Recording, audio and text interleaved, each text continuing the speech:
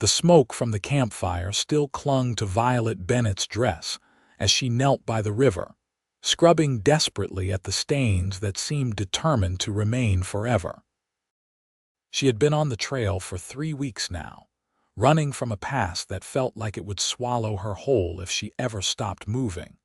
And every piece of clothing she owned bore the evidence of her journey through the unforgiving California wilderness in the summer of 1878.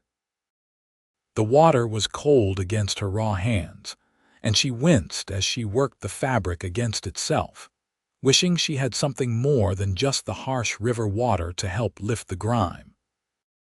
Her mother's voice echoed in her mind, teaching her how to properly wash linens back in their small home in San Francisco, back when life had been simple and safe.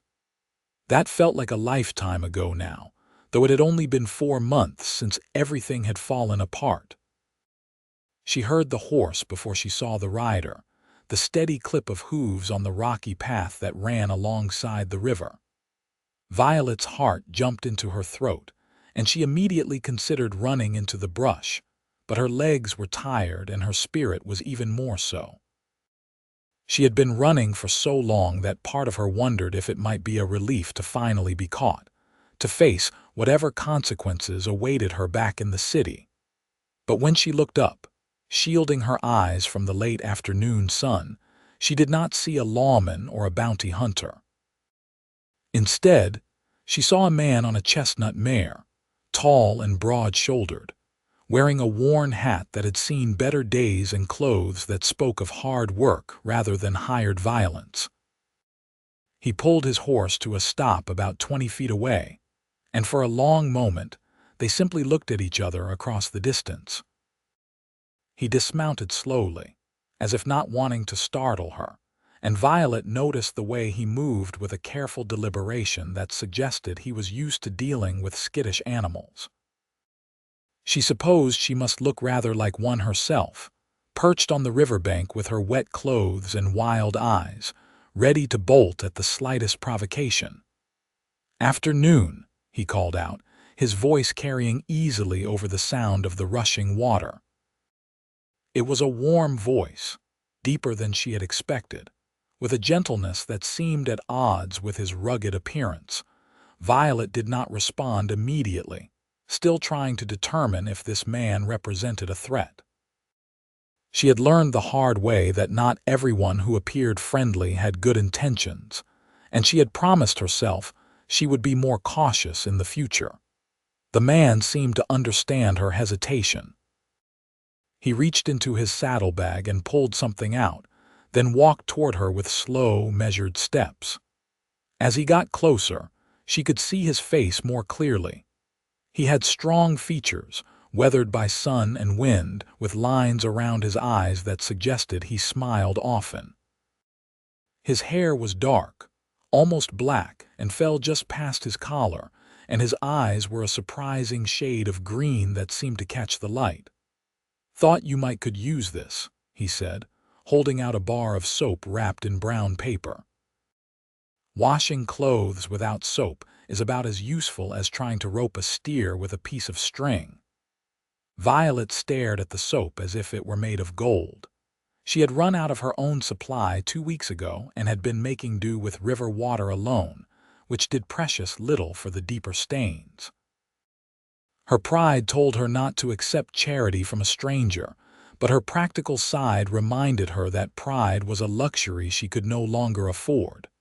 "Thank you," she said quietly, reaching out to take the soap. Their fingers brushed briefly as she accepted it, and she was surprised by the warmth of his hand despite the coolness of the evening air. "Name's Zachary Irving," he said, taking off his hat and holding it in his hands. "I run a ranch about 5 miles west of here, near Calistoga.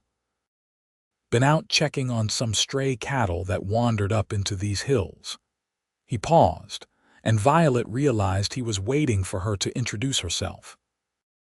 She hesitated, wondering if she should give him a false name, but something about his open expression made her feel that lying to this man would be somehow worse than the risk of telling the truth. "Violet," she said finally. "Violet Bennett."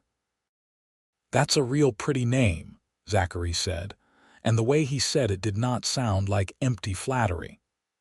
"You look like you have been traveling a while, Miss Bennet. Are you heading somewhere particular or just passing through?" It was a fair question, and Violet found herself unsure how to answer it.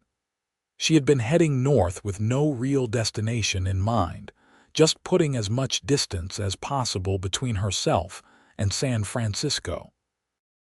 The truth was complicated and painful, and she did not know this man well enough to share it. "Just traveling," she said vaguely, turning back to her washing and beginning to work the soap into the fabric. The difference it made was immediate and almost miraculous, the dirt and grime beginning to lift away under her determined scrubbing. Zachary did not press her for more information, which she appreciated. Instead, he walked back to his horse and retrieved a canteen, taking a long drink before offering it to her. Violet realized with some embarrassment that her own water supply was running low, and she accepted the canteen gratefully. "You planning to camp out here tonight?" Zachary asked, looking around at the surrounding area with what appeared to be professional assessment. "This spot is not too bad, but you are going to want to move further into those trees before full dark. Mountain lions sometimes come down to the river to drink at night." The thought of mountain lions made Violet's stomach clench with fear. She had heard them in the distance a few times during her journey, their screams echoing through the darkness like the cries of a woman in distress. She had managed to avoid any direct encounters so far, but she knew her luck could not hold forever. "I had not thought about that," she admitted, looking at the sparse campsite she had set up in a small clearing near the water. It had seemed adequate in the daylight, but now she could see how exposed it was. Zachary was quiet for a moment, and Violet could almost see him working through some internal debate. When he spoke again, his tone was carefully casual, as if he were suggesting something completely ordinary and not potentially improper. "My ranch is not far from here. We have a bunkhouse that is empty right now since most of the hands are out on the range for another week. You would be welcome to stay there for the night, get a proper meal and a real bed. My housekeeper Rosa would be happy for the company, I am sure." Violet's first instinct was to refuse. She had been taught her whole life about the dangers of accepting such invitations from strange men, about the importance of maintaining her reputation and propriety. But those lessons had been given by a mother who was now dead, and a father who had gambled away everything they owned before drinking himself to death, leaving Violet alone in a world that had proven far less interested in her reputation than in her survival. Besides, there was something about Zachary Irving that did not set off the warning bells she had learned to listen to. He had kept his distance, had offered help without demanding anything in return, and had mentioned his housekeeper in a way that suggested he understood the impropriety of his invitation and was trying to address it. "I do not want to impose," Violet said, though her voice lacked conviction. The thought of a real bed and a hot meal was almost too tempting to resist. "It would not be an imposition," Zachary assured her. "Truth be told, Rosa has been after me to be more neighborly. She says I spend too much time with cattle and not enough with actual people. You would be doing me a favor by proving her wrong." There was a hint of humor in his voice that made Violet smile despite herself. She looked down at her wet clothes, then at her meager campsite, then back at Zachary's honest face. "All right," she said. "Thank you. That is very kind of you." Zachary's smile was immediate and genuine, transforming his face from merely handsome to something altogether more appealing. "Why don't you finish up your washing while I gather your things? We can tie your camp gear to my saddle and walk back to the ranch. It is not too far, and the evening is pleasant enough." They worked in companionable silence, Violet finishing her laundry while Zachary efficiently broke down her modest camp and secured everything to his horse. She found herself watching him when she thought he was not looking, noting the way his hands moved with practiced ease, the strength evident in the set of his shoulders. He was younger than she had first thought, probably no more than 26 or 27, though his weathered appearance had initially suggested someone older. When everything was ready, they set off along the river path, with Zachary leading his mare and Violet walking beside him, with her wet laundry draped over one arm. The sun was beginning to sink toward the western hills, painting the sky in shades of gold and orange, and the air was filled with the sound of crickets beginning their evening chorus. "How long have you had your ranch?" Violet asked, partly out of genuine curiosity and partly because the silence, though not uncomfortable, felt like it should be filled with something. "About 4 years now," Zachary replied.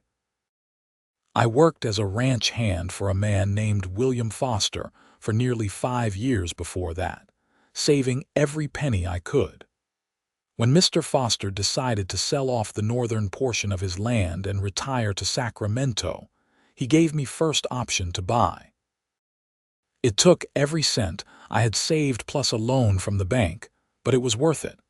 The land is good, with plenty of water and grass for the cattle." There was pride in his voice, the kind that came from genuine accomplishment rather than empty boasting.